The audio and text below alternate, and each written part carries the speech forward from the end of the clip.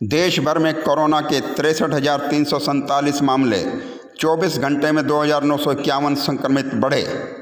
सोनीपत शराब घोटाले में बड़ी कार्रवाई, एसआईटी ने शराब तस्कर भूपेंद्र को किया गिरफ्तार। हरियाणा में तेज तूफान के साथ हुई बारिश, दिन में ही हुआ अंधेरा। तेज बुखार में रिक्शा पर दवाई लेने जा रहा युवक सड़क पर गिरा, मां के सामने तोड़ा दम। कहर बनकर टूटी आसमानी बिजली, 2 बहनों के इकलौते भाई की मौत। सपना चौधरी जल्द आ रही है दर्शकों के बीच ऑनलाइन कंसर्ट लेकर। झज्जर के करीब 2800 प्रवासी श्रमिक बिहार व यूपी के गृह जिलों के लिए रवाना। बिजली के करंट की चपेट में आने से युवक की मौत। 50 दिन बाद खुला 70 माइलस्टोन का ढाबा। डीएसपी ने आरंभ फाउंडेशन के सदस्यों को किया सम्मानित। फर्जी कॉल सेंटर से लोगों को डराकर धन वसूली करते थे, 7 गिरफ्तार। नमस्कार दोस्तों, जगत क्रांति टीवी में आपका स्वागत है। अब प्रस्तुत हैं विस्तार से खबरें। देश भर में कोरोना संक्रमितों की संख्या 63,347 तक पहुंच गई है। रविवार को दिल्ली में 381, आंध्र प्रदेश में 50, राजस्थान में 33 और बिहार में 18 मामले सामने आए। इससे पहले शनिवार को कोरोना के 2,951 मरीज बढ़े थे। यह बीते एक सप्ताह में सबसे कम हैं। इससे कम 2,564 मामले 2 मई को आए थे। कल 1,414 मरीज ठीक भी हुए। दूसरी बार एक दिन में इतने ज़्यादा मरीजों की अस्पताल से छुट्टी हुई। इससे पहले 7 मई को 1475 संक्रमित ठीक हुए थे। कल महाराष्ट्र में 1165, गुजरात में 394, मध्य प्रदेश में 116, तमिलनाडु में 526, उत्तर प्रदेश में 159, राजस्थान में 129, पश्चिम बंगाल में 108, पंजाब में 31 रिपोर्ट पॉजिटिव आई। केंद्रीय स्वास्थ्य मंत्रालय के मुताबिक देश में 62,939 संक्रमित हैं। 41,472 का इलाज चल रहा है। 19,357 मरीज ठीक हो चुके हैं, जबकि 2,109 मरीजों की मौत हो चुकी है।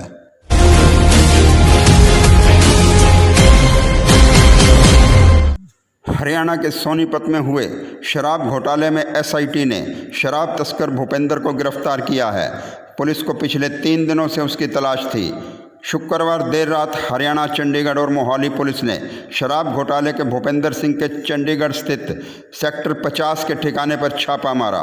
हालांकि पहले यह बताया गया था कि इस दौरान भूपेंद्र सिंह फरार हो गया है। पुलिस को मौके से 90 लाख रुपए नकद, 2 पिस्तौल, 1 रेंज रोवर गाड़ी और 4 मोबाइल फ़ोन भी मिले हैं। भूपेंद्र सिंह को इसमें शराब तस्कर बताया गया है। प्राथमिक जांच में मोबाइल फ़ोन के माध्यम से कई राज खुलने की बात कही जा रही है। पुलिस आरोपी से पूछताछ कर रही है। पुलिस का कहना है कि पूछताछ के बाद आगे की कार्रवाई की जाएगी। मामले की जांच एसआईटी कर रही है। भूपेंद्र पर शराब तस्करी के लगभग 1 दर्जन मामले दर्ज हैं। हरियाणा का सोनीपत शराब घोटाला अब सियासी रंग लेता नजर आ रहा है। पूरा मामला हरियाणा के गृह मंत्री अनिल विज और उप मुख्यमंत्री दुष्यंत चौटाला के बीच झूलता दिखाई दे रहा है। दुष्यंत के पास आबकारी विभाग का कार्यभार है। अब मामले में विपक्षी नेता भी कूद पड़े हैं।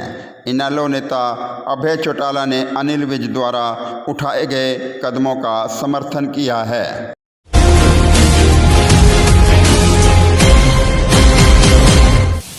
पश्चिमी विक्षोभ से उत्तरी भारत का मौसम एकाएक बदल गया। खासकर हरियाणा में रविवार को तेज आंधी तूफान के चलते दिन में ही अंधेरा छा गया। आसमान काली घटाओं से घिर गया और बारिश भी हुई।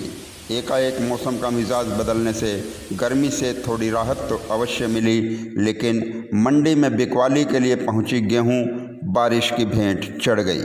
भारतीय मौसम विज्ञान की रिपोर्ट के मुताबिक 13 मई तक मौसम परिवर्तनशील रहेगा। आगामी 3 दिनों तक मौसम परिवर्तनशील रहेगा। आगामी 48 घंटों में मेघ गर्जना बारिश होने की भी संभावना है। रविवार सुबह आम दिनों की तरह धूप खिली थी, लेकिन 9 बजे मौसम अचानक बदल गया। आसमान में बादल छा गए और तेज़ आंधी शुरू हो गई। आंधी के साथ साथ बारिश भी हुई। जींद, पानीपत, करनाल, कुरुक्षेत्र में तेज़ आंधी और बारिश थी, जिससे सड़कों पर काफ़ी पेड़ उखड़कर गिर गए।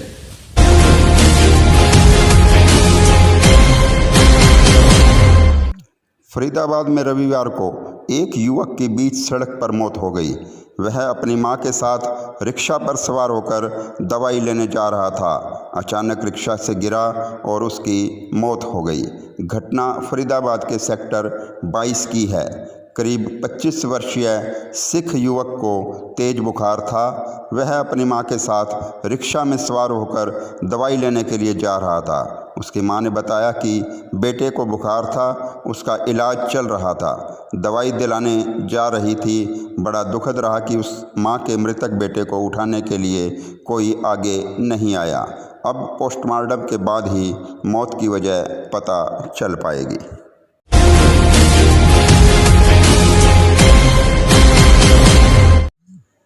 खराब मौसम के चलते हरियाणा के कैथल में आसमानी बिजली एक परिवार पर कहर बनकर टूटी। आसमानी बिजली गिरने से 17 साल के एक लड़के की मौत हो गई। मृतक अमन पुत्र रघुवीर राजौंद खंड के गांव बीर बांगड़ा का रहने वाला था। अमन राजौंद के सरकारी स्कूल में 12वीं कक्षा का छात्र था और 2 बहनों का इकलौता भाई था। प्राप्त जानकारी के अनुसार अमन अपने खेत में कुछ दोस्तों को साथ लेकर तूड़ी का कूप बांधने गया था। अचानक तेज बारिश होने से सब साथ लगते खेत के कोठे में चले गए। तभी अमन को याद आया कि वह अपने कपड़े कूप के पास ही छोड़ आया है। जैसे ही वह कपड़े लेने पहुंचा, उसकी छाती पर आसमानी बिजली गिर गई।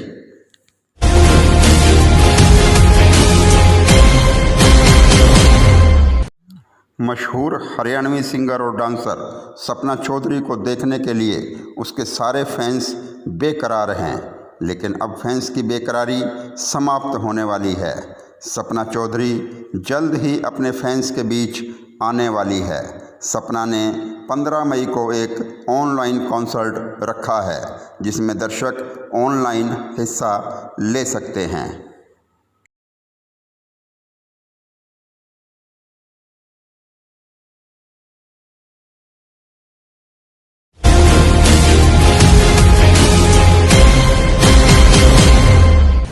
झज्जर जिला से रविवार को करीब 2800 प्रवासी श्रमिक अपने गृह जिलों के लिए बिहार व उत्तर प्रदेश के लिए रवाना किए गए। उपायुक्त जितेंद्र कुमार ने जिला से जाने वाले प्रवासी श्रमिकों को एक बार फिर से भविष्य में सुखद स्वास्थ्य के साथ वापस काम पर लौटने के लिए प्रेरित किया। उपायुक्त ने कहा कि हरियाणा सरकार के सकारात्मक दृष्टिकोण के आज कोविड-19 के तहत चल रहे लॉकडाउन में प्रवासी श्रमिकों को उनके गृह जिलों में परिजनों के पास भेजने की व्यवस्था की गई है। झज्जर जिला मुख्यालय पर एसडीएम झज्जर शिखा की देखरेख में राजकीय बहुतकनीक संस्थान परिसर व राजकीय नेहरू स्नातकोत्तर महाविद्यालय प्रांगण से राज्य परिवहन की बसों के माध्यम से रोहतक रेलवे स्टेशन श्रमिकों को ले जाया गया। रोहतक से बिहार राज्य के अररिया जिला के लिए जाने वाली स्पेशल श्रमिक ट्रेन में झज्जर के 1100 प्रवासी श्रमिक अपने घरों के लिए रवाना हो रहे हैं।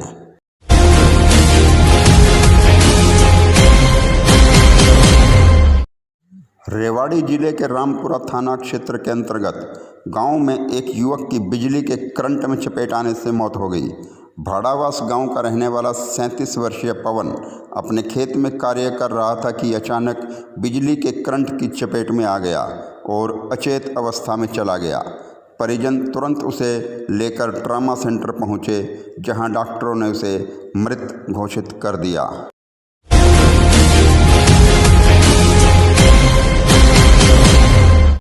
समालखा के डीएसपी प्रदीप कुमार द्वारा आज Bajaj complex model town Samalkha में आरंभ फाउंडेशन समालखा की टीम और वार्ड 11 के रेजिडेंट्स वेलफेयर एसोसिएशन के सदस्यों को लॉकडाउन के दौरान समाज सेवी कार्यों के लिए सम्मानित किया। इससे पहले डीएसपी की टीम जब हर मिलाप गली में पहुंची तो आराम फाउंडेशन की टीम और वार्ड 11 के रेजिडेंट्स वेलफेयर सोसाइटी के सदस्यों ने गुलाब के फूलों की वर्षा करके डीएसपी प्रदीप कुमार और पुलिस कर्मचारियों का अभिनंदन किया।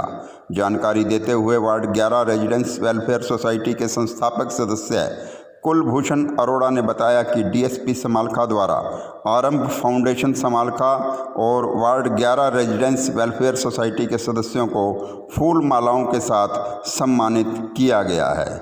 इस अवसर पर नारायण दास भाटिया, बलदेव निझावन, हरीश मल्होत्रा, मास्टर राम नारायण, विकास साहू, अशोक मल्होत्रा, वरुण चोपड़ा, हार्दिक अरोड़ा, पूर्व पार्षद कुलभूषण अरोड़ा को सम्मानित किया गया, जबकि नगर पालिका समालखा के सफाई कर्मचारियों को पीपीई किट वितरण करने के लिए तरुण बजाज को सम्मानित किया गया।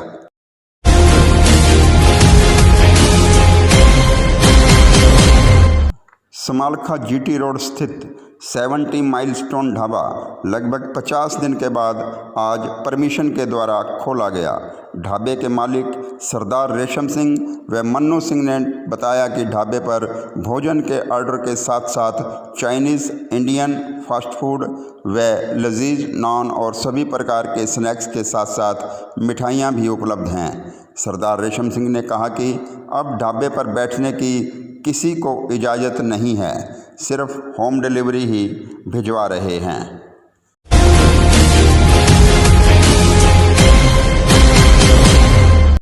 सेक्टर 39 नोएडा पुलिस ने चेकिंग के दौरान लॉकडाउन का उल्लंघन कर फर्जी कॉल सेंटर के माध्यम से लोगों के साथ धोखाधड़ी कर अवैध धन अर्जित करने वाले गिरोह के 7 सदस्यों जुगल सेठी, निखिल सेठी, तौफीक कजानी, हिमेश बांदेकर, एडवर्ड गोम्स, सैफ सैयद, गणेश ओम प्रकाश शर्मा को सूचना मिलने पर नोएडा सेक्टर 150 के एक फ्लैट से गिरफ्तार कर लिया, जबकि 5 अन्य अभियुक्त फरार हो गए। पुलिस को सूचना मिली थी कि सेक्टर 105 के उक्त फ्लैट में फर्जी कॉल सेंटर का संचालन किया जा रहा है। यह लोग सॉफ्ट डायलर सॉफ्टवेयर के माध्यम से विदेशों में VoIP कॉल करते थे तथा उनको डराते थे कि आपके सोशल सिक्योरिटी नंबर आधार कार्ड की तरह से कोई अपराध कारित किया गया है, जैसे ड्रग्स ट्रैफिकिंग, मनी लॉन्ड्रिंग व वाहन का अपराध में प्रयोग। इसके बाद वह अपने आप को विभिन्न पुलिस एजेंसियों से बताते हुए उनसे जुर्माने के रूप में धनराशि वसूल करते थे।